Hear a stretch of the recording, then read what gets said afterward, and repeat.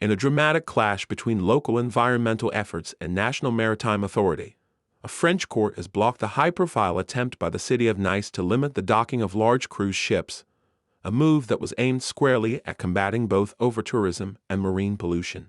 The ban, which was introduced by Mayor Christian Estrosi earlier this July, sought to significantly reduce the number of massive cruise liners allowed into the ports of Nice and the picturesque Villefranche-sur-Mer Bay. Estrosi's order targeted vessels carrying more than 450 passengers, with a stricter limit of just 65 ships per year, no more than one per day, for those exceeding 2,500 passengers. The intention, according to the mayor, was to respond to the climate emergency, protect marine biodiversity, and curb the increasing strain on local infrastructure brought on by waves of cruise tourists. The Mediterranean has seen a surge in environmental concerns in recent years, with rising public pressure to make tourism more sustainable, especially in popular coastal cities like Nice, Cannes, and Marseille. Estrosi's proposal received praise from environmentalists and residents frustrated by clogged streets, overwhelmed local services, and the unmistakable pollution left behind by massive ships burning heavy fuel oil. However, not everyone was on board. The Cruise Lines International Association expressed shock and disappointment, warning that such measures could deeply damage the region's economy, particularly businesses dependent on tourism, from local shops and restaurants to taxi drivers and tour guides. Their outrage was echoed by several elected officials from other harbor towns who saw the ban as a hostile stance against a key driver of local employment and revenue. But the real blow came when an administrative court in Nice struck down the mayor's decree, ruling that he lacked the authority to implement such a policy. According to the court, only the prefect, the police chief representing the national government in the Alps Maritimes Department, has jurisdiction to regulate the movement, entry, and docking of ships in the area.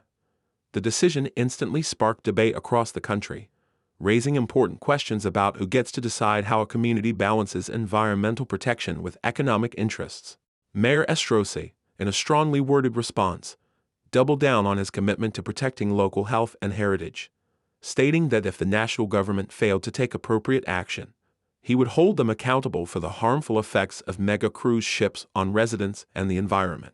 His frustration is rooted in a growing tension felt in many parts of southern Europe, where the benefits of mass tourism are increasingly being weighed against its costs.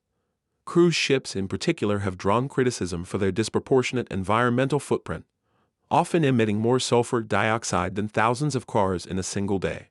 In June, the nearby city of Cannes took its own steps, allowing only one cruise ship carrying more than 3,000 people to anchor per day and banning multiple large ships from arriving simultaneously. These efforts reflect a broader movement in the Mediterranean, where several coastal cities are seeking tighter regulations on cruise traffic, especially as the region becomes a designated low-emissions zone and shipping companies are pushed to switch to cleaner fuels. However, legal limitations like the one faced by Nice continue to challenge local autonomy, especially when trying to implement climate or tourism reforms that cross into federal jurisdiction. Estrosi had previously attempted to push through a similar ban back in January, targeting ships longer than 190 meters and carrying more than 900 passengers, but he backed down under pressure. The recent court ruling shows just how difficult it is for mayors and local governments to act independently in the face of legal and political hurdles, even when their constituents support tougher environmental standards. Critics argue that relying solely on the national government for change is too slow and often influenced by powerful industry lobbies. As the Mediterranean tourism season heats up and cruise ships return in droves, the decision to block Nice's ban is likely to intensify public debate over the future of tourism in France's coastal cities.